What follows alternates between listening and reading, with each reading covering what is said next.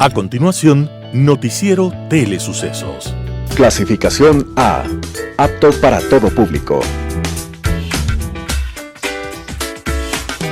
Un noticiero pensado para usted porque se lo merece. Nos acercamos a la realidad desde diferentes perspectivas.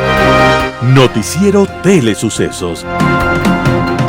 Primera parte del Noticiero Telesucesos con las noticias más importantes del día.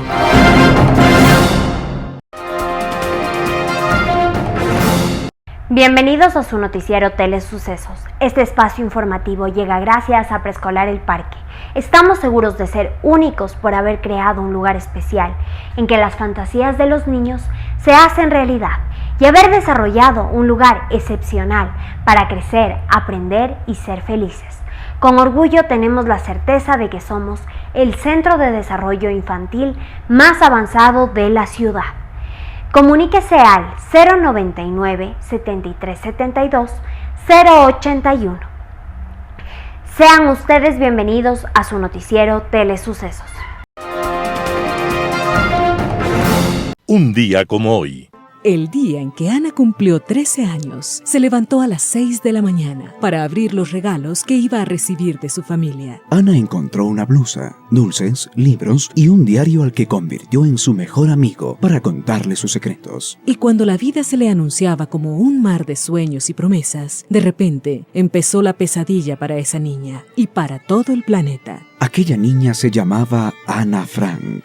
Era alemana judía y para escapar de las hordas de Hitler después de su cumpleaños, se refugió con su familia en Ámsterdam, en una mansarda. Así vivieron 2 años y 2 meses, hasta que una madrugada, una patada brutal derribó la puerta secreta y todo se llenó de gritos, bayonetas, cascos, insultos y destrucción. Ana Frank fue detenida con toda su familia. Fueron separados y no volvieron a verse nunca jamás. Sucedió un día como hoy, 2 de septiembre de 1944, cuando Ana Frank fue enviada al campo de concentración de Auschwitz, donde murió pocos meses después. En aquel diario que Ana había recibido el día que cumplió 13 años, ella escribió desde su escondite: Asombra que aún conserve mis esperanzas, puesto que me parecen absurdas, pero todavía creo en la bondad innata del ser humano. No es posible construir sobre una base de muerte y de miseria. Veo el mundo progresivamente transformado en desierto. Oigo, cada vez más fuerte, el fragor del trueno que se acerca y que anuncia quizás nuestra muerte. Me compadezco del dolor de millones de personas y sin embargo pienso que todo cambiará y que todo volverá a ser bueno, que hasta estos días despiadados tendrán fin. Sucedió un día como hoy, 2 de septiembre de 1944. Ana Frank fue enviada al campo de concentración y la recordamos porque para muchos pueblos en el mundo, esa misma pesadilla se mantiene amenazante. Principales noticias del día. Titulares. El Partido Social Cristiano insistirá en juicio político a vocales de la Judicatura por audios. Contraloría encontró irregularidades en contratos del sistema penitenciario. Quito, destino líder en Sudamérica. En el segmento de opinión, situación fiscal. En política internacional, visita de la OEA, caídas y muertes. Los editoriales serán de Ramiro Ruiz, crisis institucional. Martín Pallares, correístas y nebotistas deben torcer 5 votos. Noticias del día. Partido Social Cristiano insistirá en juicio político a vocales de la Judicatura por audios. El Partido Social Cristiano insistirá en un juicio político a los vocales del Consejo de la Judicatura. Esto tras la negativa de su enjuiciamiento en la sesión del Pleno de la Asamblea Nacional, donde faltaron 5 votos para su censura y destitución. Esteban Torres se refirió a los audios filtrados que involucran al vocal Juan José Morillo en una presunta injerencia en otras funciones del Estado, entre ellos la misma Asamblea. Se mostró sorprendido de que el debate del Pleno del 1 de septiembre los legisladores dijeran que esa no es causal, como si un juicio político no evaluara también la probidad y honestidad del funcionario que está siendo sancionado e investigado. Torres recordó que en la próxima sesión del Pleno se puede solicitar la reconsideración de lo votado en el juicio político, donde hubo 87 votos de los 92 requeridos para censurar y destituir a los vocales Fausto Murillo, Juan José Morillo y Ruth Barreno. Aunque insistió en que la causal jurídica del enjuiciamiento está totalmente probada, cree que la reconsideración no cambiará el sentido del juicio. El asambleísta ratificó que destituir a los vocales de la judicatura no significa que se pueda cambiar de jueces al antojo. Contraloría encontró irregularidades en contratos del sistema penitenciario.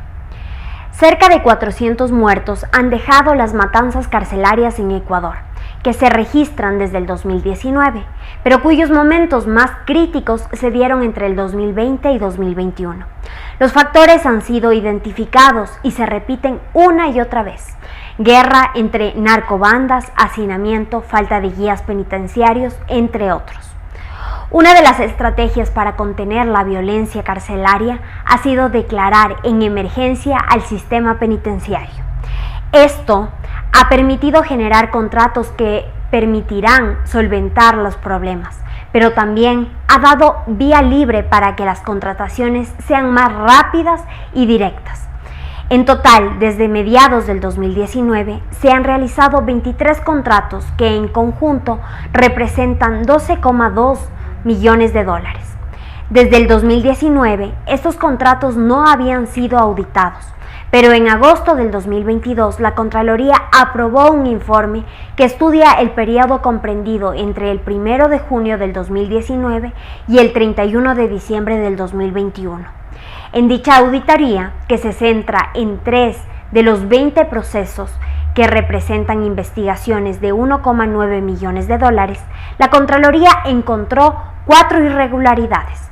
Entre los hallazgos está un contrato de 2 de abril del 2020 entre el Servicio Nacional de Atención Integral a Personas Adultas Privadas de la Libertad y Adolescentes Infractores y la empresa Esersum por $132.033. El examen especial de la Contraloría determinó que la empresa debía entregar materiales de ferretería enfocados en reparación de las prisiones a escala nacional.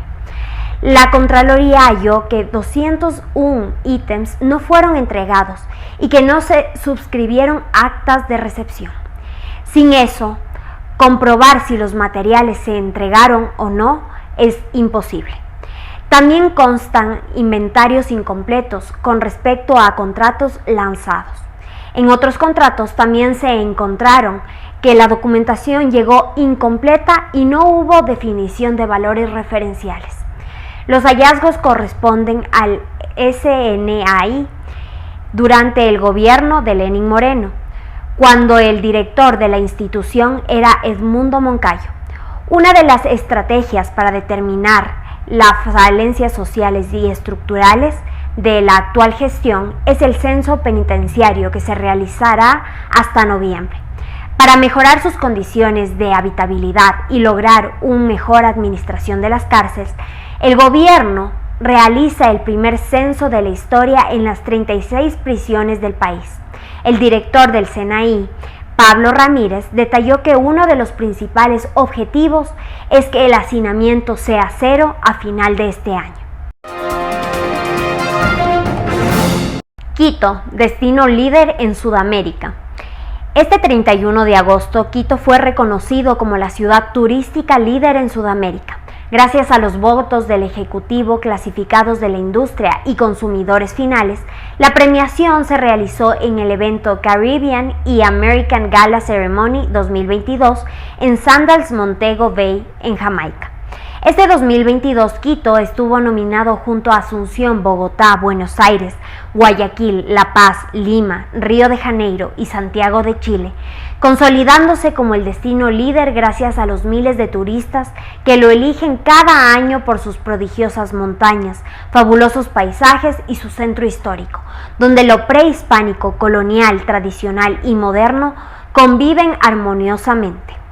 Los paraísos naturales del distrito metropolitano, su abundante flora y fauna y su oferta de turismo, aventura, así como sus propuestas gastronómicas, también la hicieron merecedora de esta distinción por 8ª ocasión, sumando este galardón a los obtenidos desde el 2013 hasta el 2019.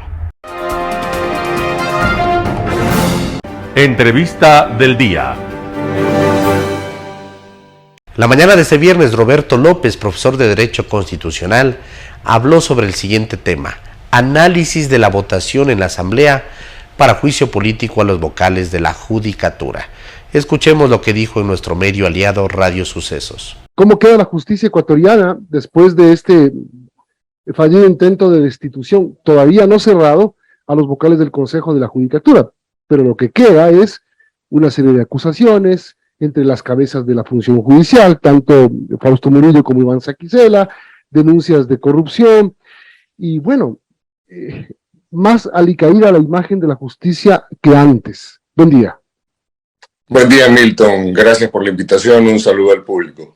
Bueno, mire, yo he venido observando hace algún tiempo que los días viernes son los días mágicos para llevar a cabo, para emprender procesos que requieren la negociación de votos cuando estos no están seguros. Por ejemplo, yo recuerdo muy claramente cuando se destituyó, cosa rara, de la condición de presidente de la Asamblea al señor Serrano, pero pese a que la ley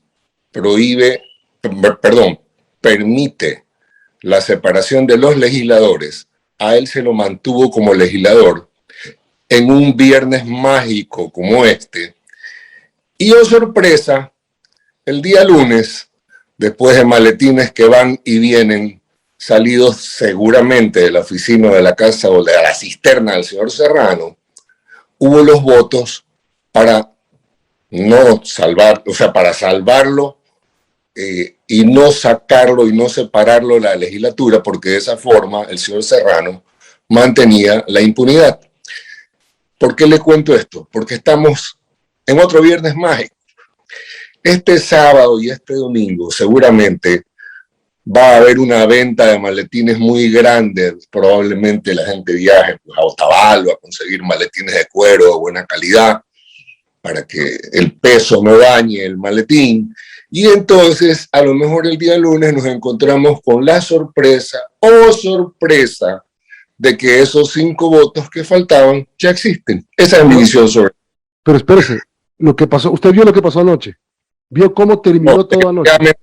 Lo vi muy por encima, porque está sí, y solo para que la gente lo entienda. A ver, primero, nadie presentó en ese instante el pedido de reconsideración. Ese es el punto. No presentaron además porque el presidente Saquicela clausuró la sesión al apuro. ¿Usted vio? Sí.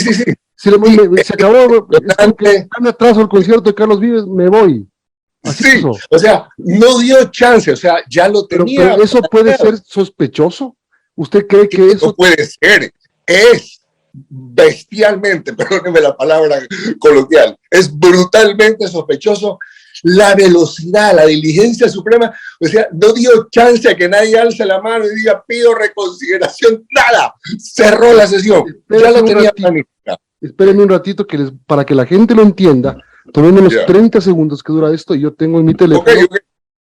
Escuchemos nada más. Ya. Proclame resultados. Señor operador, por favor, presente resultados. Me permite informar, señor presidente, que contamos con la siguiente votación. Tenemos 87 votos afirmativos, 0 votos negativos, 0 votos en blanco y 49 abstenciones. Por tanto, no ha sido aprobada la moción y resolución de censura y destitución presentada por la asambleísta Rebeca Viviana Velo Ramírez. Gracias, señor secretario. Gracias, señores asambleístas. Se clausura la sesión. Buenas noches. Se toma nota, señor presidente. O sea, hasta el secretario estaba atrasándose al concierto. Te dio cuenta, Milton. Acabo de tomarle el... 25 segundos. No hubo 2 segundos. Vuélvelo a medir en algún momento. No hubo 2 segundos desde que terminó de hablar el secretario que anunciaba los votos hasta que el señor Sequicera tomó la palabra. No pasaron 2 segundos. En todo caso, no importa, pueden haber sido 3 o 4. El punto es la velocidad con la que, sabiendo que no tenía los votos, clausuró la sesión para el fin de semana tener la posibilidad, ya sabemos todos de qué. Por su parte, Samuel Lema Muño, dirigente de la FEINE, habló en Radio Sucesos sobre el análisis de los 50 días de las mesas de diálogos. Veamos la nota. Y él aclaró una cosa: este plazo del 9 de septiembre no es una imposición ni una amenaza del sector indígena, es un plazo consensuado entre ustedes, el gobierno y la iglesia. Es decir, digamos, si es que eso es así, es bueno, porque el gobierno también se autoplantea llegar a desarrollar y ejecutar los acuerdos de las 5 primeras mesas abiertas. Buen día. Buenos días a todo el pueblo ecuatoriano. Gracias por la cordial invitación a la Radio Sucesos. Bueno, partiendo desde ahí, respecto a la pregunta que usted ha dialogado con el monseñor Cabrera, más yo diría que no es así. ¿No? Hay un tema de que nosotros como movimiento indígena primero habíamos hecho una breve evaluación y de allí habíamos sacado desde el movimiento indígena que sea el 9 de septiembre pueda hacer los análisis correspondientes y podamos hacer una evaluación. Obviamente en la mesa cero, después de la reunión con el relator de los pueblos indígenas, allí nos sentamos ya a organizar, a reprogramar esta agenda. Allí es donde topamos este tema y ahí lo pusimos claro y quedó sí claro con la conferencia episcopal y también con el sector del movimiento indígena. Hasta el 9 de septiembre lo que se va a hacer es hacer una evaluación, ¿no? Una evaluación. ¿Debido a qué? ¿Por qué? Es el por qué y debido a qué. Porque no existe avances en las mesas temáticas. Entonces esa es la gran preocupación. Ahora, ¿existe confianza todavía por parte de ustedes en el gobierno? Porque lo que dijo Leonidas Diza deja pensar que esto podría tratarse de un tema de que el gobierno está utilizando las mesas de diálogo para distraer algunas otras cosas más en el tema social. ¿Confían todavía en el gobierno? Bueno, yo he estado desde un inicio en las mesas y hay que ser claro, y lo que hay que ser claro hay que decirlo, ¿no? Porque nosotros, aún más que creemos en Dios, nosotros siempre decimos, decir la verdad es lo mejor. Entonces, en ese sentido, hemos visto, no existe la voluntad de parte del gobierno, primero. Segundo, el gobierno se sienta a las mesas de trabajo, pero es como que tienen de una manera estratégica quererles cansar al movimiento indígena. Nosotros hemos solicitado una información correspondiente para poder armar propuestas, las cuales ellos nos han dicho, denos unos 3, 4, 6, 7, 8 días. Entonces, desde ahí ya va perdiendo la confianza. Yo puedo decir que el movimiento indígena va como perdiendo la confianza ante estas mesas de diálogo. Pero sí queremos dejar claro que existe un documento, el Acta por la Paz. Ese documento nosotros lo vamos a acatar, lo vamos a encaminar y vamos a cumplir. Pero ustedes vieron la reacción que tiene los compañeros de las organizaciones fraternas, el mismo compañero de la CONAI, lo que se ha pronunciado. Si en estas 5 mesas no existen resultados, ¿cómo se puede seguir avanzando? Eso es lo que se ha dicho. Por eso no se abran más mesas mientras las 5 primeras no se cierren. Efectivamente, por eso nosotros nos hemos puesto de acuerdo hasta el 9, ¿sí? No podemos avanzar con otras mesas, porque nos va a caer mesa tras mesa encima. Mientras no vamos resolviendo, no puede ser justo que sigamos avanzando con el resto de las mesas. Samuel, buenos días, te saluda Verónica Larrea. Y bueno, sobre lo que ha pasado en estos 50 días con las mesas de diálogo, hay preocupación, ustedes mencionan, no ha habido muchos avances, y también ya hay estas advertencias de estas sombras de que podrían volver las movilizaciones. Por ejemplo, Jatari Zarango mencionaba que si no existe la voluntad del gobierno, las organizaciones de base tomarían las decisiones de seguir en pie de lucha. Podríamos pensar que después de estas mesas, de esta fecha que usted se ha puesto para evaluar, podrían volver las movilizaciones. Hay que tener 2 lecturas, ¿no? Primero, se puede pronunciar a nivel del movimiento indígena, puede ser un pronunciamiento. El otro pronunciamiento, cada organización tiene su propia autonomía. En este caso, nosotros como la FEINE, con nuestras bases, hemos dicho, vamos a respetar este documento. Lo vuelvo a decir por segunda vez, el Acta por la Paz. Y aún más, la FEINE, siempre nosotros promovemos la paz. y aún aplicado en un texto bíblico del libro de Juan 14:27, que dice, mi paz os dejo, mi paz os doy. Entonces nosotros siempre hemos sido personas, movimiento indígena, evangélico, pacíficos. Pero esa paz tiene fecha de caducidad, 12 de octubre. Nosotros no, efectivamente no hemos dicho que va a ser el 12 de octubre, sino nosotros lo que queremos decir es, desde nuestras bases, desde nuestras iglesias evangélicas, no hemos conversado todavía estos temas. No puedo decir, la FEINE va a salir a estas movilizaciones sin antes consensuar con nuestras bases. Segundo, ahora sí, el 9 que se estableció esta fecha, ahí se va a dialogar con el movimiento indígena, que son estas tres organizaciones. Entonces, cada una de las organizaciones, como son autónomas, cada una de ellas van a tomar sus propias decisiones, porque nosotros no podemos ir a la FEINE y decir vamos a hacer así, sino más bien, escuche, usted ha visto que compañero Gary se pronuncia ya en Guayaquil, que va a haber una movilización. Y yo le decía, ¿y por qué va a haber una movilización? Entonces decía, porque el gobierno se había comprometido de hacer la condonación de la deuda hasta $3,000 y que sean hasta los 10,000. Y el gobierno se comprometió que en 15 días lo iba a hacer vía decreto y lo iba a sacar, pero no lo ha cumplido. Hoy estuvo aquí el presidente de Banco Ecuador. ¿Qué dijo sobre ese tema? Que la condonación de los 3,000 se ha dado, lo de 10,000 no es algo que se acordó. Ajá. Entonces, el tema de los $10,000 se dialogó en las mesas de diálogo y ellos dijeron en 15 días lo van a analizar ese tema, pero no han dado una respuesta. Entonces, ahí existe como un malestar para la población. Entonces, en este caso, la FENOCIN, ellos han dicho que se van a movilizar allá en la costa. Ojo, es preocupante para nosotros como pueblo también, nos preocupamos. El 21 dice que se vienen unas nuevas movilizaciones del FUT, del Frente Unitario de Trabajadores. La pregunta es, ¿por qué la gente empieza a salir a la movilización? Solo preguntémonos eso, ¿por qué? Porque no hay respuestas de parte del gobierno. Un panorama de noticias para su estatura intelectual.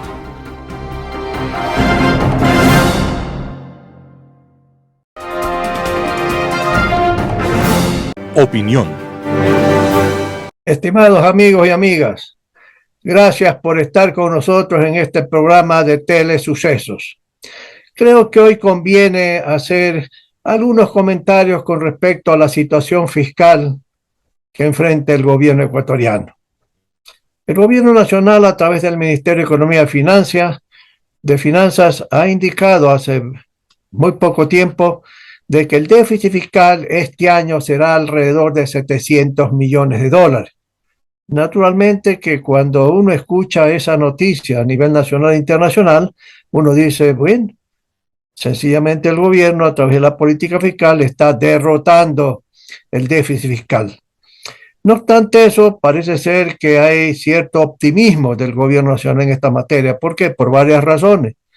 En primer lugar, en esa estimación de los 700 millones que terminaría el presupuesto general del Estado a fin de año, no se está considerando algunos elementos de gastos adicionales que ya están comprometidos. Por ejemplo, 500 millones aproximadamente anuales que tiene que pagar el Estado ecuatoriano al gobierno nacional por aumento de sueldos y salarios de los maestros. Hay una ley que se aprobó en la Asamblea Nacional que el gobierno consideró que era inconstitucional, pero la Corte Constitucional dijo que era legal, constitucional, y que por lo tanto el gobierno tiene irremediablemente que aumentar los sueldos a los maestros.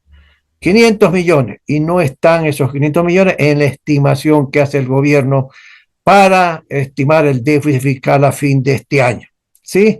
Pero también hay otra serie de gastos que no están siendo incorporados en la estimación. Yo creo, y algunos economistas también creen, que el déficit fiscal será este año aproximadamente unos $3,000 millones, ¿sí? Y las necesidades de financiamiento serán alrededor de 9,000 millones este año. ¿Qué significa esto de las necesidades de financiamiento? Significa el monto, el dinero que el gobierno necesita. ¿Para qué? Primero, para financiar el déficit, que lo he estimado yo y otra serie de economistas alrededor de 3,000 millones. es necesario buscar las fuentes de financiamiento de estos 3.000 millones de dólares. Pero también hay que buscar la fórmula para pagar o financiar los cerca de 6.000 millones de dólares que son cuentas que tiene que pagar el gobierno porque se vencen o se están venciendo papeles emitidos por el Ministerio de Finanzas de corto, de mediano y largo plazo, sea de deuda interna y de deuda externa. Hablo del capital, no de los intereses, que es otra cosa diferente. Pero también hay otra serie de compromisos que se tiene que pagar. Entonces el gobierno tiene irremediablemente que encontrar esas fuentes de financiamiento para llegar a financiar los 9.000 millones de dólares. Aquí es donde surgen algunos temas, que internamente es posible que el gobierno pueda encontrar financiamiento en una u otra institución del sector público, el sector privado, por alrededor pues, de algunos miles de millones de dólares. Pero habrá la necesidad de ver cómo se financia la totalidad y no solamente una parte. Y aquí surgen una serie de complicaciones que uno supone que el gobierno debe obtener financiamiento de los organismos internacionales de financiamiento. Ir al mercado internacional de capitales para emitir deuda a través de la emisión de bonos a 3, 4, 5 años plazo, por ejemplo, hoy por hoy no es prudente.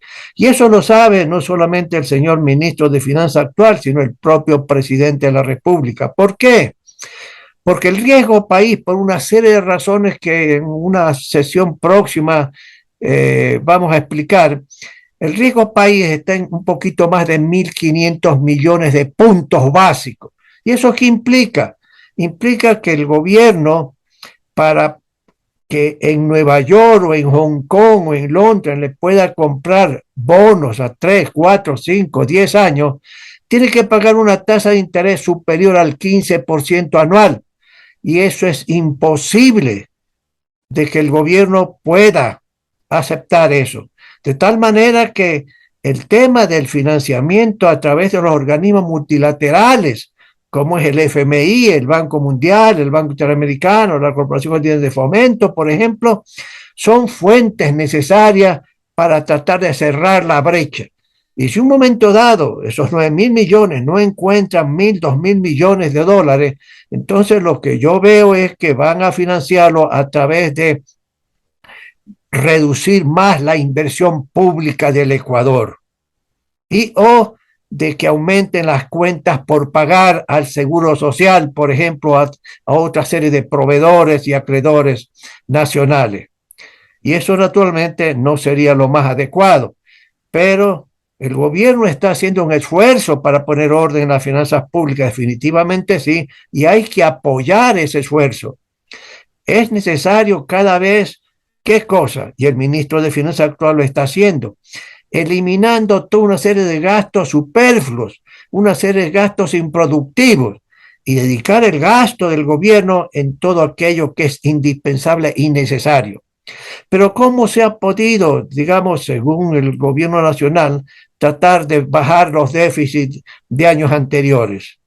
Para este año, pues, sencillamente han aumentado las recaudaciones tributarias en forma importante, 20%, y el gasto de inversión pública no ha crecido. De esa no es la mejor forma realmente de reducir un déficit. Mi juicio personal es que la inversión pública es necesaria, y hay que encontrar fuentes de financiamiento internacional adecuadas. ¿Para qué? Para financiar más inversión pública. Amigos y amigos, gracias por estar con nosotros en esta oportunidad. Volveremos la próxima semana. Gracias. Global Hoy con Alan Carney. Tras varias peripecias y dificultades por los mutuos ataques entre Ucrania y Rusia en las cercanías de la planta nuclear de Zaporizhia, ocupada por fuerzas rusas, la Organización Internacional de Energía Atómica logró que funcionarios suyos puedan acceder a esta central, la más grande de Europa, y verificar las condiciones de seguridad en que se hallaba y que habían sido objeto de grave preocupación por parte de gobiernos de estados vecinos o cercanos, así como de las Naciones Unidas, cuyo secretario general había pedido en varias oportunidades acceso a la planta para los técnicos de la OIEA. La visita confirmó que la integridad física de la planta había sido violada en varias ocasiones, exigiendo que esto no vuelva a suceder. Mientras la misión de observadores se encontraba en la planta, uno de los reactores debió ser desconectado por nuevos bombardeos y ataques en la madrugada, de los cuales rusos y ucranianos se acusan mutuamente. La planta, en sus actuales circunstancias, representa potencialmente un riesgo mucho mayor del que se dio en Chernóbil, también en Ucrania, cuando ésta era aún parte de la Unión Soviética. El desastre de Chernóbil, un accidente fruto de un negligente manejo, fue agravado por el intento de ocultamiento y de minimización de parte del gobierno soviético, que por razones políticas no podía admitir errores en su gestión. Se dejó a varios millones de personas en las cercanías expuestas a dosis muy elevadas de radiación por no ordenar de manera oportuna la evacuación y alejamiento a pretexto de no provocar pánico. Los vientos arrastraron nubes radioactivas hacia el oeste y el norte, provocando alertas en varios países europeos que previnieron a sus poblaciones de los riesgos de exposición, así como de la necesidad de medidas sanitarias como el uso de yodo en cápsulas para protegerse. En buena medida, el desastre de Chernóbil fue un argumento muy fuerte en la discusión por la suspensión de nuevos proyectos basados en la energía de fisión nuclear y el paso a la dependencia del gas ruso, cuyas consecuencias estratégicas está padeciendo hoy la Unión Europea. Las observaciones preliminares de la OIAE en Zaporizhia ratifican la necesidad de su presencia permanente en la planta, así como la desmilitarización de la misma, con el retiro inmediato de las fuerzas militares que están en ella ante las acusaciones ucranianas de que se estaban utilizando las instalaciones y espacios de la planta para albergar equipos y material militar. Dadas las conductas rusas a lo largo de su agresión a Ucrania y a la forma en que procedió en Chernóbil mientras mantuvo su control de la planta antes de la retirada de sus fuerzas del norte de Ucrania tras su derrota militar en ese teatro, atrincherando sus fuerzas en ella, pese a unos elevados niveles radioactivos que sin duda y lamentablemente traerán secuelas para esas tropas, esas acusaciones resultan muy creíbles. Para Rusia sería una oportunidad, al menos en un tema tan sensible como este, de cara a la comunidad internacional, pero también ante la propia seguridad de Rusia, ante la eventualidad de un desastre nuclear. La frontera sur de Rusia con Ucrania está a pocos kilómetros de la planta y los vientos no reconocen ni fronteras ni son detenidos por aduanas ni por misiles. Se estima que un desastre en Zaporizhia podría ser entre 10 y 12 veces más grave que Chernóbil. Sería, insisto, una oportunidad para mostrar alguna empatía con esa comunidad. Haber dado paso a la visita es un buen comienzo que ojalá se mantenga con la permanencia indefinida de los expertos en la zona. Por coincidencia, prácticamente al mismo tiempo que la comisión de la OIEA emprendía su camino a Zaporizhia, moría en el Hospital Clínico Central de Moscú Mikhail Gorbachev, el líder reformista soviético, impulsor de la perestroika y el glasnost, la apertura y la transparencia, que él comprendía como las únicas alternativas para la Unión Soviética de cara a un futuro que cada día se alejaba más de ella por las taras ideológicas que la entorpecían y lastraban. La noticia de la no asistencia de Putin a su funeral resulta muy decidora y el pretexto para no hacerlo, falta de tiempo, por lo menos resulta petulante.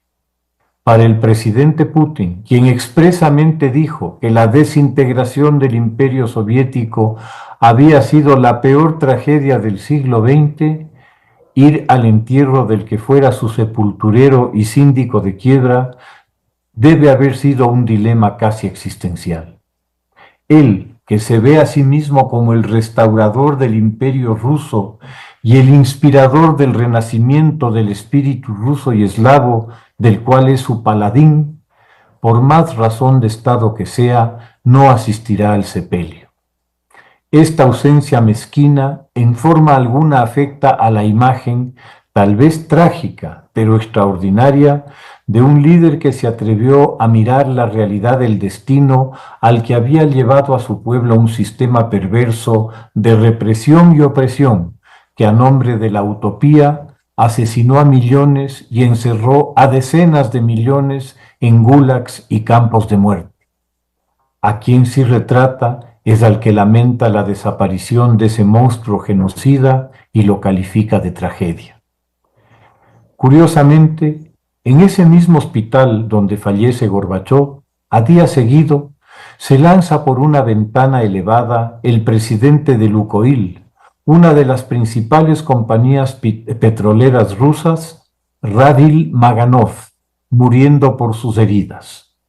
Por casualidad, en mayo pasado, el director de la misma compañía, Alexander Subotin, muere en extrañas circunstancias durante un tratamiento secreto envenenado con veneno de sapo. La empresa Lukoil, en marzo pasado, pidió detener la ofensiva contra Ucrania por consideraciones humanitarias. La muerte de Maganov se suma a varias otras, en circunstancias y momentos particulares. El director de seguridad de Gazprom, el gigante gasífero ruso, Alexander Tyulyakov, es hallado ahorcado en una finca justo el 24 de febrero, cuando Rusia arranca su agresión a Ucrania. Existen una serie de otros casos de muertes extrañas, una suerte de pandemia suicida supuestamente, en que altos directivos de algunas de las más importantes empresas rusas se quitan la vida tras asesinar a sus esposas e hijas apuñaladas. Debe ser algún nuevo virus oligárquico que está afectando a la nueva clase empresarial rusa hasta que se desarrolle inmunidad, que lamentablemente no puede ser diplomática, pues uno de los episodios fue en Gran Bretaña y el otro en España.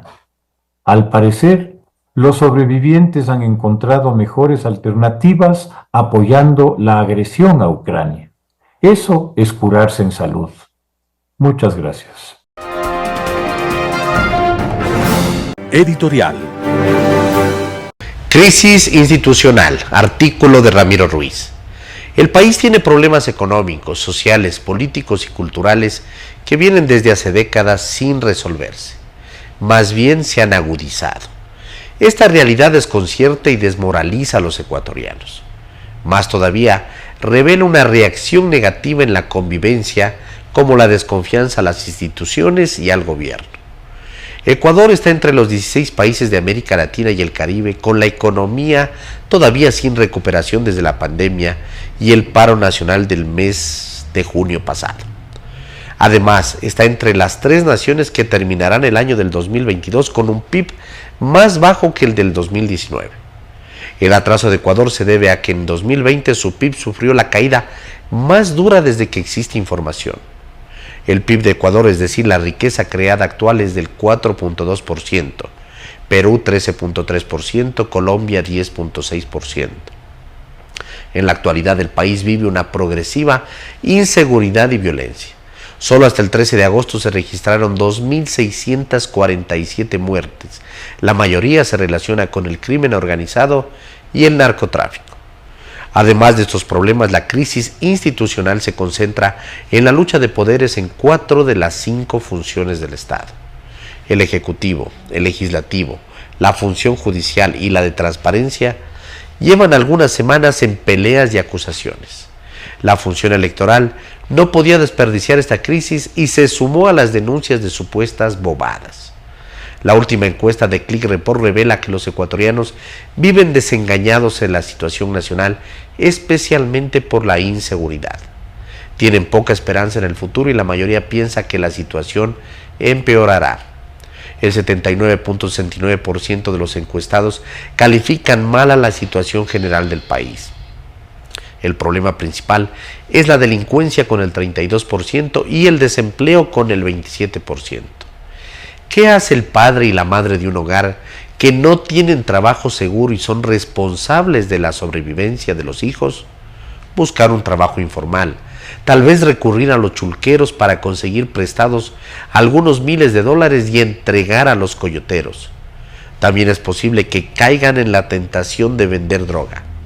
La pobreza convive con la ausencia de trabajo y la delincuencia, en especial en las provincias de las fronteras y los puertos marítimos. Este ambiente estaba conformado desde la década maldita hasta la actualidad. El presidente Guillermo Lasso leyó esta situación por más de 10 años. Sin embargo, una vez que asumió el poder, se perdió. Los ciudadanos tienen la imagen de un gobierno extraviado. Según la encuestadora Click Report, el gobierno de Lasso tiene una calificación de mala gestión con el 74.19%. La función judicial con mala gestión del 87.84%. La Asamblea Nacional con el 91.38% de mala gestión. Solo el 31% de los ecuatorianos confía en el Consejo de Participación Ciudadana y Control Social. Este triste resultado debe hacerles llorar de vergüenza tanto al presidente de la República como a los funcionarios de los poderes del Estado. No han trabajado con responsabilidad, más bien han menospreciado la dignidad de los poderes y han arruinado la institucionalidad del país, poniendo en peligro la democracia. La formación de los funcionarios está distante de la ética y la identificación con el progreso y el desarrollo del país. ¿Cuál es la salida de Ecuador? La reestructuración de las instituciones con la Constitución de 1998. Cuando se habla de institucionalidad, se hace referencia a una cualidad de organización y coordinación que alcanzan las instituciones constituidas en la sociedad. La Constitución actual y las leyes debilitan la democracia, facilitan la corrupción, la mediocridad administrativa, acaban la institucionalidad, defiende el presidencialismo y la concentración de poderes. En esos momentos se encuentra a prueba la institucionalidad. Si todos los miembros de las instituciones del Estado permanecen unidos en ideales y objetivos comunes, cumpliendo sus responsabilidades, el Estado ordenado comenzará el combate a la crisis. Conviene que las instituciones estén listas a adaptarse a los ajustes necesarios. Así, pueden salir fortalecidas por la experiencia y las lecciones aprendidas. No en vano se afirma que en las crisis, junto a los peligros, surgen oportunidades. Artículo de Ramiro Ruiz. Correístas y nebotistas deben torcer 5 votos, Martín Pallares, 4 Pelagatos. Para que la jugada de Virgilio Saquicela y de la coalición Social Cristiana y Correísta que lo apoya termine de funcionar, se necesita que al menos 5 asambleístas que anoche votaron en contra de la censura de los vocales del Consejo de la Judicatura cambien de opinión. La tarea no es fácil, pues en principios esos 5 deberían llegar a la próxima sesión con una explicación creíble si no quieren quedar como vendidos. Nada es imposible y cosas mucho más bizarras han ocurrido en la Asamblea. La decisión que tomó el presidente de la Asamblea de proclamar los resultados de la votación y clausurar la sesión sin dar paso a la reconsideración tuvo un objetivo: tener unos días más para conseguir los 5 votos que faltaron para completar los 92 que se necesitan. En la tradición parlamentaria lo normal es que una vez que se vota alguien pide la reconsideración y con ello se sella la votación. Las cosas que sucedieron minutos antes de la clausura de la sesión no fueron tampoco de las que se producen a diario en la Asamblea. El ambiente era de tensión y el presidente de la Asamblea permaneció un buen tiempo fuera del hemiciclo tratando con otros asambleístas de la coalición, en especial de los correístas Pamela Aguirre y Fernando Cedeño, de encontrar una salida a lo que ya se veía como un fracaso. Mientras Saquicela fumaba sin parar y conversaba frenéticamente con sus aliados, la vicepresidenta Marcela Holguín se encargaba de dirigir la sesión y daba la palabra a cuanto asambleísta se la pedía para ganar tiempo. Cuando la situación se hizo insostenible, un grupo de asambleístas del gobierno fue hasta donde Saquicela para pedirle que ya ordene la votación, y él procedió. Aunque desde el inicio de la sesión los correístas y socialcristianos no tenían asegurados los votos, el resultado molestó mucho a quienes lo impulsaron. En el quinto piso, los 6 de la izquierda democrática que decidieron votar a favor de la censura bajo el liderazgo de Vilma Andrade se reunieron con Marcela Holguín.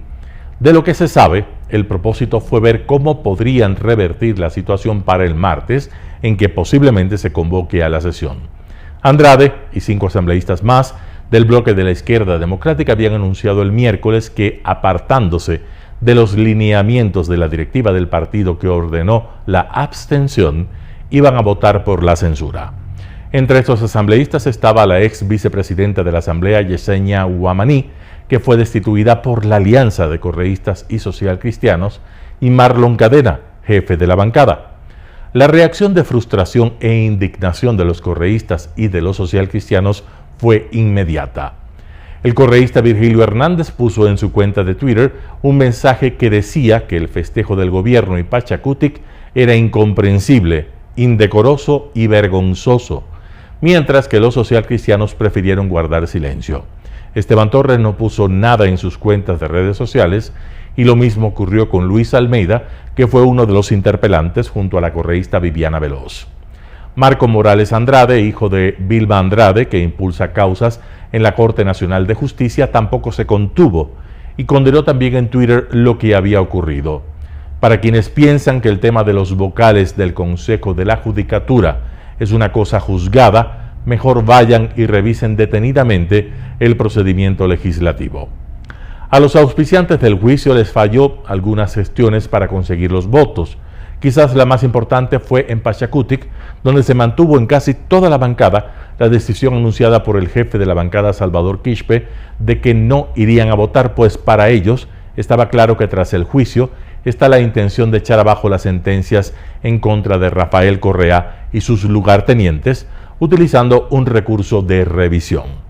Ni siquiera el exhorto de la CONAIE y de su presidente Leonidas Issa pidiendo el voto para la censura funcionó.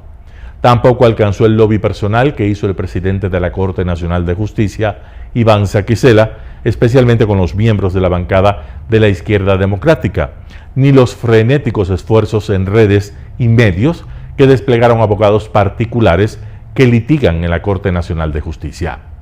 Con la decisión de Saquicela de dejar en suspenso la reconsideración, el culebrón del juicio no terminó como esperaba el correísmo y el socialcristianismo en caso de haber tenido los votos. Remontar lo ocurrido la noche del jueves será la consigna del correísmo y el socialcristianismo en las próximas horas, mientras que los otros grupos, respaldados por el gobierno, tratarán de que las cosas no cambien. Todo se sabrá en la próxima sesión, que en principio será el martes. Martín Pallares, 4 Pelagatos. Noticias internacionales. Dictan 10 años de prisión para un ex policía por el asalto al Capitolio. 10 años de prisión para un ex policía por el asalto del Capitolio del 6 de enero de 2021. Se trata de la pena más grande impuesta por aquellos hechos hasta la fecha. Exmarine y policía jubilado Thomas Webster agredió a uno de los policías del edificio con el mástil de metal de una bandera. El abogado de Webster se dirigía así a la prensa. El señor Webster ha sido responsabilizado por sus acciones en el Capitolio el 6 de enero.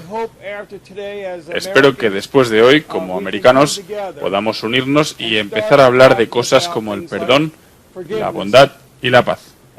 Gracias. Estas son las imágenes grabadas desde la cámara personal del agente de policía. Webster, con un abrigo rojo, ataca a la gente hasta que éste logra arrebatarle el palo. Pero el exmilitar insiste en su embestida. El 6 de enero de 2021, una turba que se negaba a reconocer la derrota electoral de Donald Trump invadió el Capitolio de los Estados Unidos.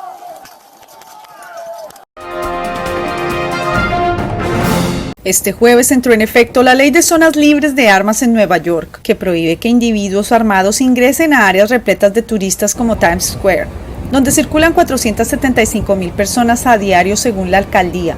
Esto aplica incluso para aquellos que tienen permiso de portarlas.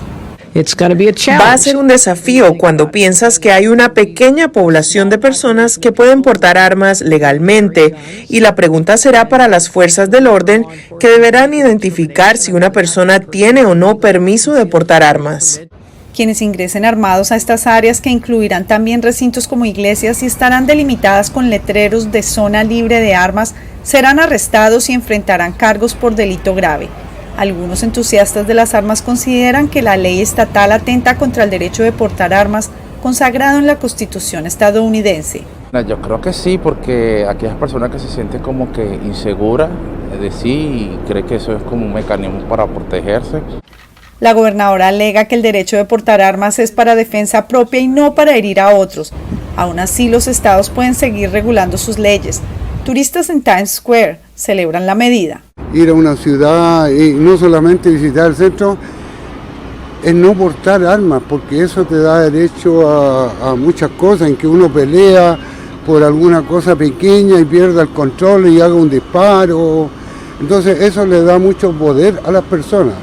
Me parece muy bien que lo prohíban. Según la comisionada de policía, la labor del departamento se centra ahora en una campaña educativa con letreros como este para alertar sobre las zonas libres de armas, pero de ser necesario también aumentarán las medidas de seguridad. Ángela González, Voz de América, Nueva York. Mapa de la guerra. Donetsk, objetivo prioritario de Rusia que multiplica los ataques. El Kremlin es probable que busque capitalizar la importancia de la toma de las zonas alrededor de la ciudad de Donetsk, disputadas desde 2014, para elevar la moral de las fuerzas rusas y de sus colaboradores. Así lo afirma en su última evaluación el Instituto para el Estudio de la Guerra. Las fuerzas rusas han llevado a cabo ataques terrestres al noroeste de Sloviansk, al sur y al noreste de Bakhmut, y al noroeste y suroeste de la ciudad de Donetsk. No han tenido éxito en el avance hacia Siversk ni en la captura de la carretera que une Sloviansk con Bakhmut desde la caída de Lysychansk. El Estado Mayor ucraniano afirma que el presidente ruso Vladimir Putin ha ampliado el plazo para que las fuerzas rusas capturen la provincia de Donetsk, del 31 de agosto a la fecha aún improbable del 15 de septiembre, según el Instituto para el Estudio de la Guerra. En ese sentido, las fuerzas rusas están llevando a cabo diversos despliegues para tratar de alcanzar ese objetivo. Sin proporcionar ninguna fecha o plazo, el presidente ruso Vladimir Putin ha vuelto a reiterar que la invasión no provocada de Ucrania es una operación defensiva para proteger a Rusia, afirmando que el propósito de la operación militar especial es eliminar el enclave antirruso que se está formando en Ucrania. La repetición por parte de Putin de esa idea, de que es una entidad antirrusa que debe ser derrotada militarmente para defender a Rusia, reafirma sus intenciones maximalistas respecto a Ucrania y probablemente busca establecer las condiciones de información propicias para pedir más esfuerzos y generación de fuerzas rusas de cara al próximo otoño e invierno.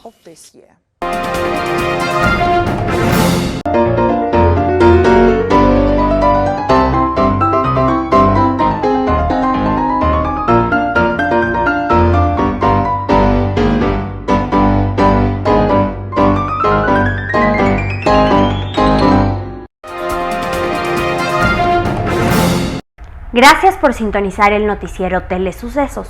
Este espacio informativo llegó gracias a Preescolar El Parque.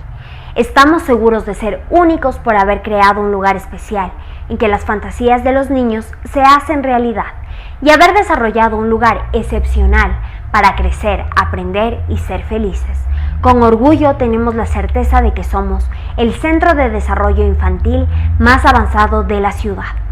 Comuníquese al 099 7372 081. Síganos en nuestras redes sociales: Facebook Telesucesos Quito, Instagram @telesucesos_, Twitter @telesucesos29, YouTube Telesucesos HD y en nuestra página web www.telesucesos.net. Gracias por acompañarnos. El noticiero Telesucesos es retransmitido de lunes a viernes a las 7 horas por Radio Planeta Sur 106.1 FM de la ciudad de Loja. Noticiero Telesucesos.